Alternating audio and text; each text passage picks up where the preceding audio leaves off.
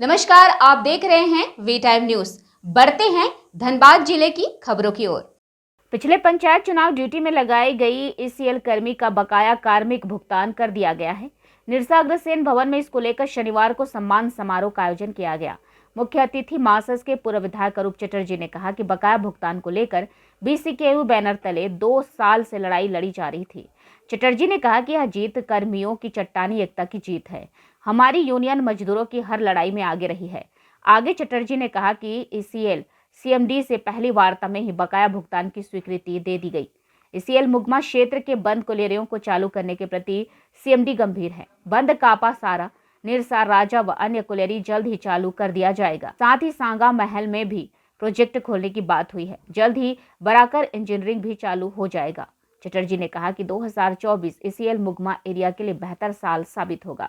आने वाले दिनों में पूरे ईसीएल में मुगमा एरिया नंबर 1 होगा। के तमाम वरिष्ठ साथीगण यहाँ हरियाणा पुलिस साहिब हमारे मैनेजर एवं मैनेजमेंट के तमाम साथियों, उपस्थित तमाम कॉमरेड साथियों, ये पिछले 2-3 वर्षों से हमको लगता है लड़ाई चल रही है, 2 वर्षों से, खास करके पंचायत इलेक्शन के बाद से। और पूरे ईसीएल में जो झारखंड पोर्शन के एरिया है, बंगाल में तो एक व्यक्ति को एक ही बार ड्यूटी में भेजा गया था। झारखंड में राजमहल वगैरह में शायद कुछ लोगों को 2 बार करके भेजा गया था, लेकिन इतनी लंबी धीरज किसी का नहीं थी, सबने पैसा उठा लिया था। एक बार तो मुगमा एरिया का जितने भी लोग ड्यूटी में गए थे वो उसने पैसा कहीं भी अभी तक नहीं उठाया था। तो ये लड़ाई का एक मतलब मजबूत कड़ी थी। और ये तो सार्वजनिक है, जो भाई लोग एक बार ड्यूटी में जा रहे हैं तो भी 8,000, 3 बार ड्यूटी में जा रहे हैं तो भी 8,000, ये कभी भी नहीं हो सकती। अब यही बीसीसीएल में जहाँ अभी प्रेजेंट सीएमडी दत्ता साहब वहाँ पर सीएमडी है, वहाँ पर 2 बार का शायद 16,000 दे रहे हैं, और सीसीएल में अलग। तो हम लोगों ने इस बार जो प्रस्ताव दिया, जो इस बार ड्यूटी में वही जाएगा जिसको आप एडवांस पेमेंट कीजिए। जो भी ड्यूटी में जाएगा उसको कम से कम एडवांस पेमेंट ये मिलना चाहिए। ऐसा ना हो जो ड्यूटी में गए और फिर उसको ये करते रहे। और लोग एक दिन का ही कोशिश कीजिए, जो एक दिन का ही ड्यूटी में जाए, दोबारा ड्यूटी में ना जाए, या यदि दोबारा जाना पड़ेगा तो उसी हिसाब से उसी रेशियो में पैसा उन लोगों को मिलना चाहिए। ये है तो सीएमडी ने आश्वासन दिया, जो अब एक क्लियर कट फॉर्मूला होगा, जो भी बीसीसीएल में लागू है वही यहाँ पर भी हम लोग लागू करेंगे। तो लंबा संघर्ष था। कई बार हम लोगों ने एरिया में भी, हमको लगता है इसको लेके गेट जाम हुई है, धरना हुई है, कोलियरी में भी प्रदर्शन हुई है, कोलियरी में भी शायद कुछ देर तक बंद था। ये तमाम चीज़ें हुई है, तब जाके मैनेजमेंट दबाव में आया। ये अलग बात है, जो मैनेजमेंट का जो रुख था वो बहुत ही ढीला था, बहुत सुस्त था, जिसके कारण हम लोग इतना लेट लग गए। लेकिन ये सीएमडी से पहला बार पहली मीटिंग में ही हम लोगों ने उठाया, तो वो हम लोगों के सामने ही डीपी को फ़ोन करके बोला, जो आज ही फाइल लाई है, हम आज ही सैंक्शन करेंगे, ये कोई मुद्दा ही नहीं है जिसको लेके खींचा जाए। तो उसने इमीडिएटली उसी दिन सैंक्शन कर दिए। और आप लोगों को ठीक है, 8+8 हम लोगों का मांगता है, 8+4 आप लोगों को दिया गया। लेकिन आपकी इस लड़ाई में पूरी ईसीएल को फायदा हुआ। जो लोग राजमहल वगैरह में जहाँ जहाँ उठा लिया था उन लोगों को भी बाकी पैसा भी शायद मिल रहा है। तो इसके लिए सभी साथियों को धन्यवाद देंगे हम लोग।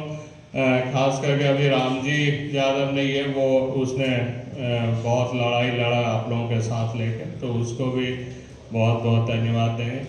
और आशा करते हैं आपकी एकजुटता भी आगे भी बने रहे, तो भविष्य में भी कोई भी इश्यूज रहे ईसीएल को मुगमा क्षेत्र का, तो हम लोग एक मुश्त होकर लड़ाई लड़ेंगे। देखिए 2024 मुगमा क्षेत्र के लिए टर्निंग पॉइंट होगी।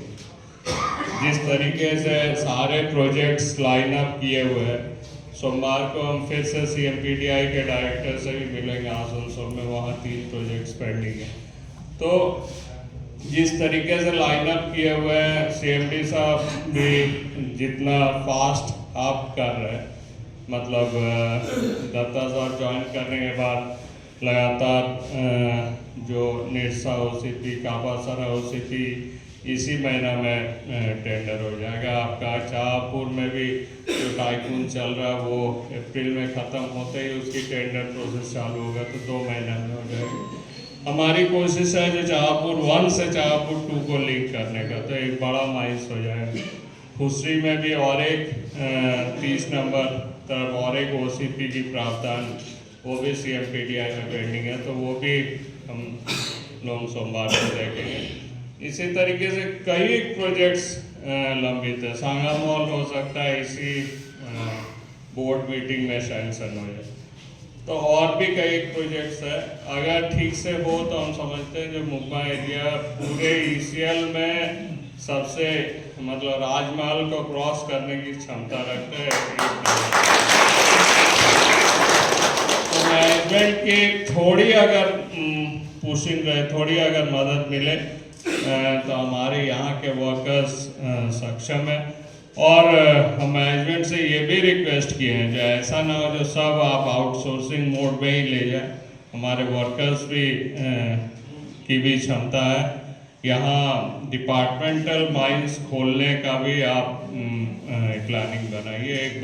एकमात्र बौरमुड़ी से पूरी एरिया नहीं चल सकती है, बौरमुड़ी के तरह इधर भी एक बड़े माइंस खोलने का प्लानिंग कीजिए। तो इस पर भी हम लोग लगे हुए, और इसके साथ साथ हम लोगों की प्लानिंग है जो बराकर इंजीनियरिंग को फिर से दोबारा स्टार्ट करने। तो ये सारा प्लानिंग है। हम आशा करते हैं हम लोग प्लानिंग के तहत चलेंगे और मुंबई एरिया को फिर से रिवाइव करेंगे और पूरे ECL में 1 नंबर हम लोग करेंगे। इसको छोड़कर भी देखिए BCQ आप एक चीज़ तो मानेंगे, एकमात्र BCQ है जो वर्कर्स की लड़ाई आज के दिन मुंबई एरिया में लड़ रही, और खास करके पूरी सभी साथी लोग भी हम समझते हैं जो वर्कर्स भी मैक्सिमम जुड़े हुए हैं इसी यूनियन के साथ। तो कभी भी कोई भी लड़ाई होगी BCQ एवं हमारी लीडरशिप हम हमेशा आप लोगों के साथ, यहाँ के वर्कर्स के साथ खड़े मिलेंगे। वी टाइम न्यूज़ के लिए निरसा से विकी सलूजा की रिपोर्ट।